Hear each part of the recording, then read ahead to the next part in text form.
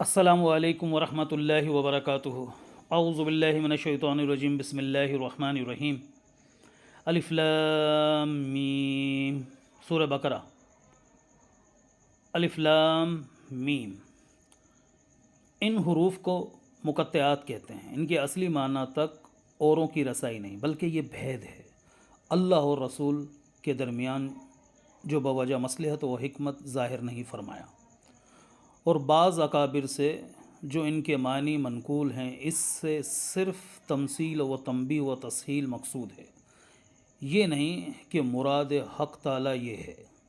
تو اب اس کو رائے شخصی کہہ کر تغلیط کرنا محض شخصی رائے ہے، جو تحقیق علماء کے بالکل خلاف ہے۔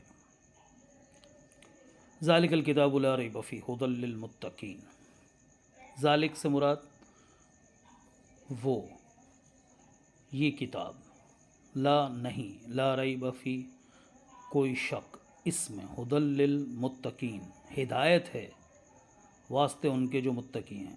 متقی اللہ سے ڈرنے والوں کے لیے یہ قرآن ہدایت ہے۔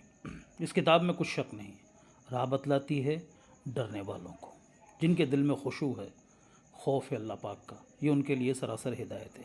یعنی اس کے کلام الہی ہونے اور اس کے جملہ مضامین کے واقع ہونے میں کچھ شبہ نہیں، سچی بات ہے۔ جاننا چاہیے کہ کسی کلام میں اشتباہ ہونے کی دو صورتیں ہیں، یا تو خود اس کلام میں کوئی غلطی اور خرابی ہو، یا سننے والے کے فہم میں خلل ہو۔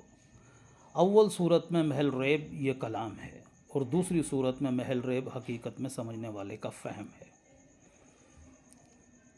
کلام بالکل حق ہے، گو اس کو اپنی نافہمی سے وہ کلام محل ریب معلوم ہو۔ سو اس آیت میں ریب کی صورت اول کی نفی فرمائی ہے، تو اب یہ شبہ کہ کلام اللہ کے کلام الہی اور حق ہونے میں تو سب کفار کو ریب و انکار تھا۔ پھر اس نفی کے کیا معنی بالکل جاتا رہا۔ باقی رہی صورت ثانی، اس کو آگے چل کر فرما دیا گیا وَإِن كُنتُمْ فِي رَيْبٍ یہاں سے اخیر قرآن تک جواب ہے اہدنا الصراط المستقیم کا، جو سوال بندوں کی طرف سے ہوا تھا۔ نمبر 4، یعنی جو بندے اپنے خدا سے ڈرتے ہیں ان کو یہ کتاب راستہ بتلاتی ہے، کیونکہ جو اپنے خدا سے خائف ہوگا اس کو امور مرضیہ اور غیر مرضیہ یعنی طاعت و معصیت کی ضرور تلاش ہوگی، اور جس نافرمان کے دل میں خوف ہی نہیں اس کو اطاعت کی کیا فکر اور معصیت سے کیا اندیشہ۔ اللہ پاک ہمیں ڈرنے والوں میں شمار فرمائے، اللہ پاک ہمیں خشوع نصیب فرمائے، اللہ پاک کی ذات عالی سے محبت بھی نصیب فرمائے، اللہ پاک کے ذات عالی سے جیسے خوف ہونا چاہیے وہ بھی نصیب فرمائے، اور ہمیں ڈر ڈر کے جو متقی لوگوں سے توقع ہے ویسی زندگی گزارنے کی توفیق نصیب فرمائے۔ السلام علیکم۔